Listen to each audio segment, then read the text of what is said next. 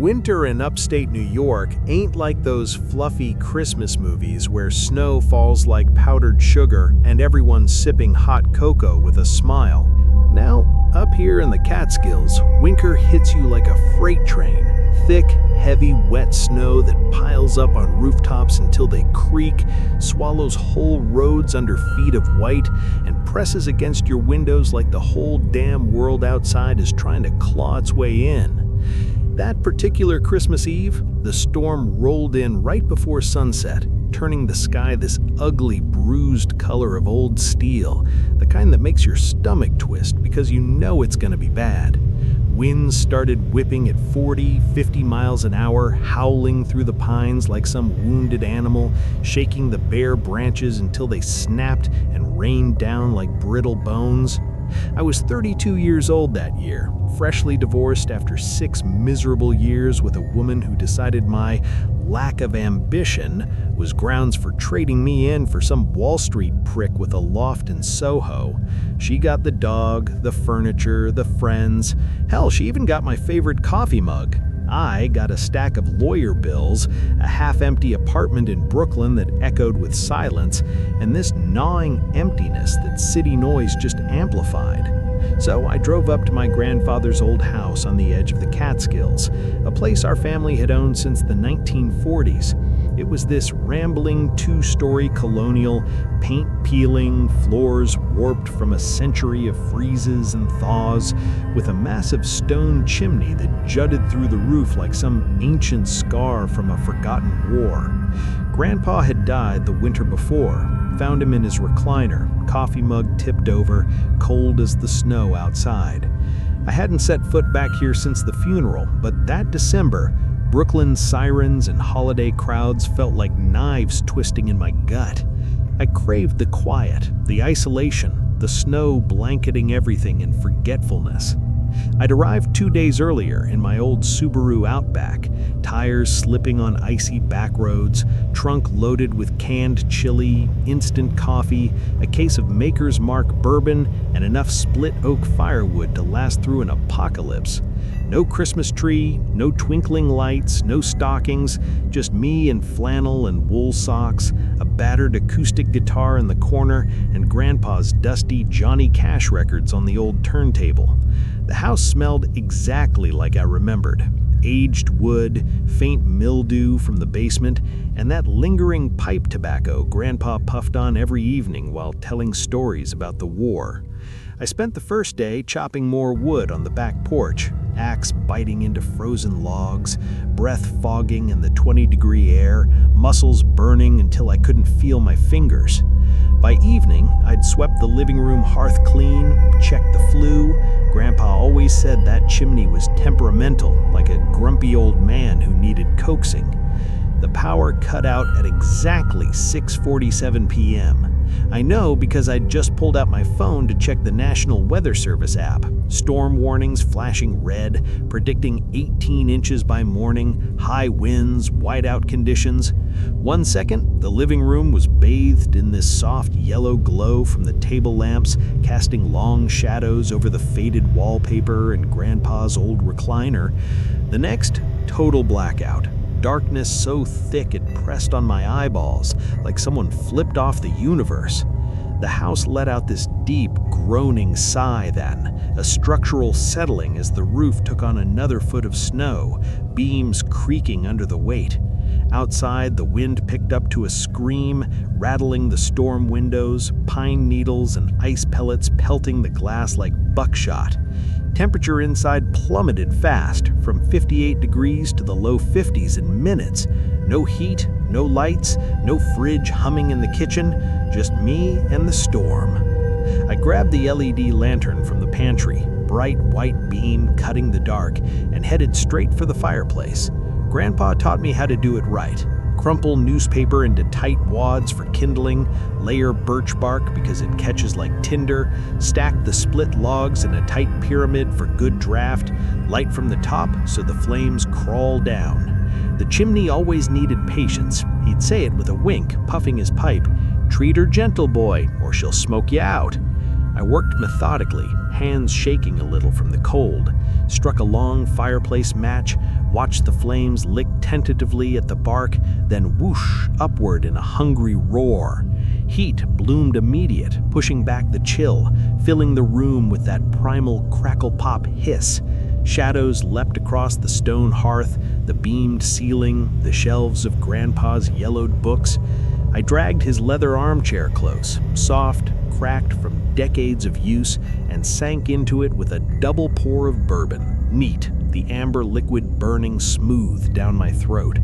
For about 20 minutes, it was perfect. Storm raging outside, fire roaring inside, me alone with my thoughts and the bourbon buzz softening the edges. By 8 o'clock, the storm had fully locked in. Snow blasted sideways against the windows, turning them opaque white.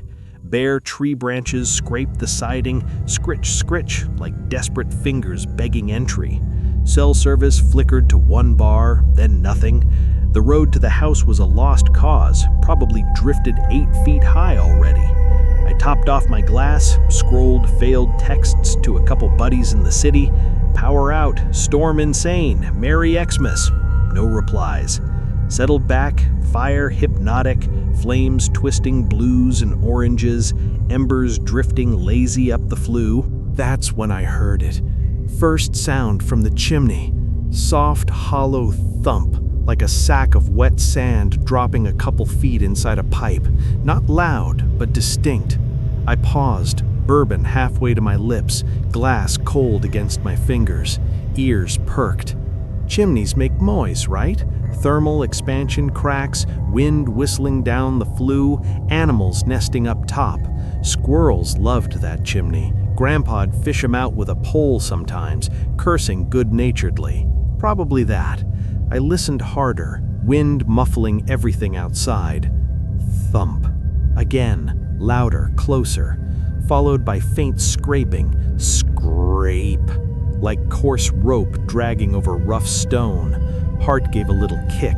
I set the glass down slow, wiped sweaty palms on my jeans, stood casual, like it was nothing, and edged toward the fireplace. Fire crackled cheerful, flames dancing wild, shadows playing tricks on the soot-stained stones. Leaned in close, heat blasting my face, distorting the air above like a mirage, peered up the black maw of the chimney. Endless dark, faint glow from the fire below. Nothing. Scrape. Thud, thud. Deliberate, not random slide, like something shifting weight, testing grip. I backed up a step, pulse thumping in my temples. Room felt smaller suddenly, air thicker.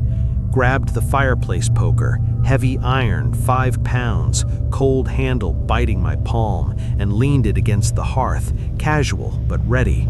Told myself it was snow melt or ice cracking loose from the flue cap. Logical. Snow load up top, shifting. Still, alone out here, miles from help. Another sound from above, deeper in. This one stopped me cold. Breathing. Slow, wet inhale echoing down the stone tube, like bellows filling with phlegm, followed by rattling exhale, throaty, resonant, vibrating the air. I froze, poker forgotten, every hair standing. Not wind, not animal. Grew up in this house summers, knew raccoon chitters, bird flutters, even bat squeaks. This was deeper, labored, almost human but warped, hungry. Fire dimmed, like oxygen sucked away, flames shrinking yellow, barely audible pops, then soot trickle, black flecks dusting the logs, building to cascade, puffing thick into the room. I stumbled back, coughing, eyes stinging, throat tight with ash. Fire flared vicious, flames lunging high, greedy orange tongues licking stone, embers exploding, shadows whipping frantic across the ceiling like demons unleashed. Something shifted heavy up there. Slide began. Slow, grinding scrape of mass against masonry. Ash rained steady now, pattering into dying flames. Fire choked, sputtering weak. Shape blotted the fire glow from above. First just darkness, silhouette swallowing light, then hand emerged from the throat.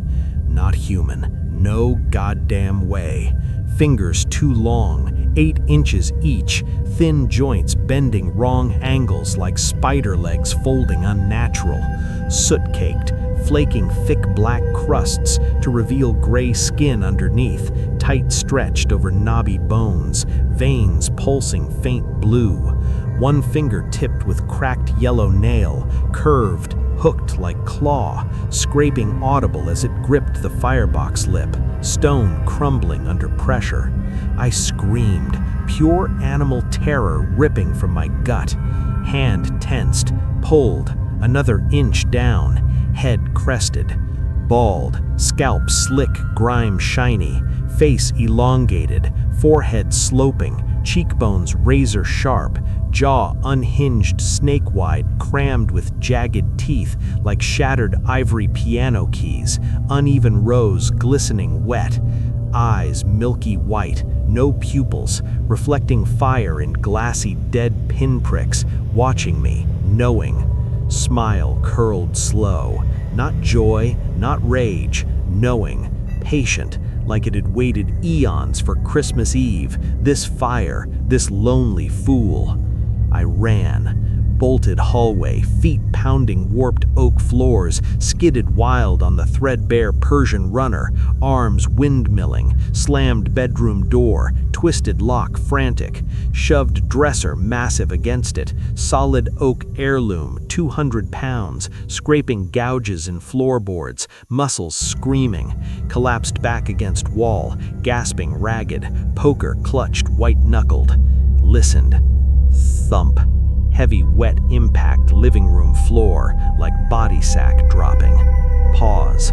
Grind as it rose. Footsteps then. Slow, deliberate. Bare soles slapping hardwood. Schlick, schlick. Wet with soot sludge. Faint trailing scratch. Claws dragging lazy. Prowled living room first. Circling armchair slow. Sniffing audible.